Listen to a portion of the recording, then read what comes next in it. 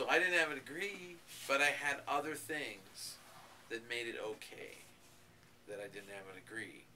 See, ultimately, you're hired by humans, not by rule sets. You're hired by humans. In some industries, you are hired by rule sets. Like if you want to become a fireman or a fire captain or something like that, probably there's a very carefully orchestrated system that controls who gets in.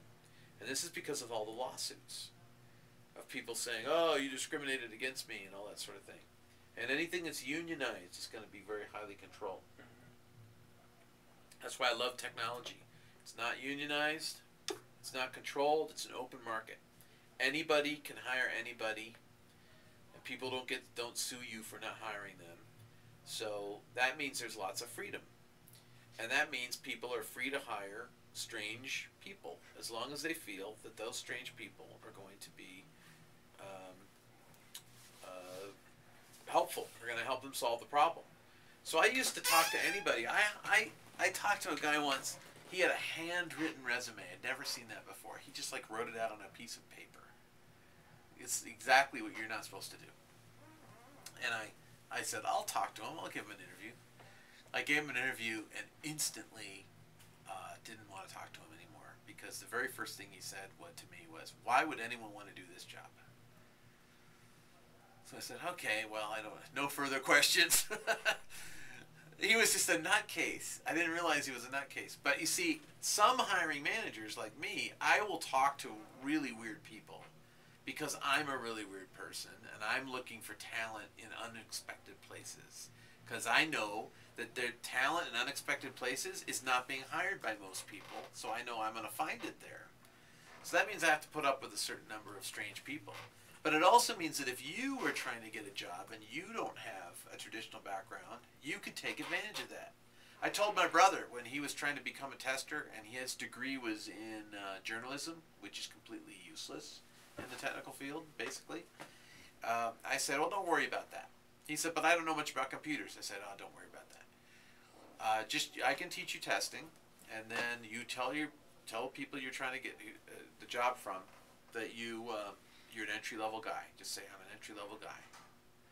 But I've been studying testing, and I can talk about testing. That's what you do. And most people who are entry-level will not be able to talk about testing because they won't really read anything or learn anything about it. So you'll have an advantage over them. And you're more enthusiastic than they are, and you'll win. But it will be 1 out of 10 people who will hire you. You need to get 10 interviews, and on your 10th one, you'll get hired. And he was hired on his 7th. But he was hired into Microsoft on his 7th interview. And by that time, he was really good at interviewing. He was really good at explaining testing, and he had a spark that other people didn't have. That's what I love about this, is you can control the spark that you have. It's not something you're born with. You can create that spark. You have a spark for some things, you don't have a spark for other things. So ignore the things you don't have a spark for.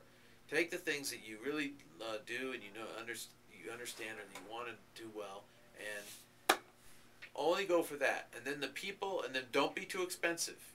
Yeah, that's big. That's very big. Yeah, I was told by a guy. I once went paragliding with a guy who was from Hollywood, and he actually that day we were also with a third person. The third person used to fly a giant wedge of cheese. That's what he did. His wing was dressed up, was painted to look like a giant piece of Swiss cheese. And he had talked somebody in Switzerland, a company in Switzerland, to paying him to take a vacation all around the United States and fly his paraglider that looks like Swiss cheese. And his job was to publicize Swiss cheese. But what's so cool is that he went. That'd be so fun. What was so cool is that he approached. He liked to fly paragliders, and he wanted to be paid to do it. Right? It's not a lot of money in it, but he didn't want to have to pay to fly around the United States and do this. He wanted to have someone else buy him all the equipment, and then send him all around. And so he approached the Swiss Cheese Council, and said, how about if we make a wing, and my wing will look like a big piece of Swiss cheese, and all the people I fly with will say, why does your wing look like Swiss cheese? and I'll tell them all about Swiss cheese. So he taught us all that there's two kinds of Swiss cheese, and what we call Swiss cheese in America is not actually the only Swiss cheese. It's only one of two kinds of Swiss cheese. So I learned that day about cheese.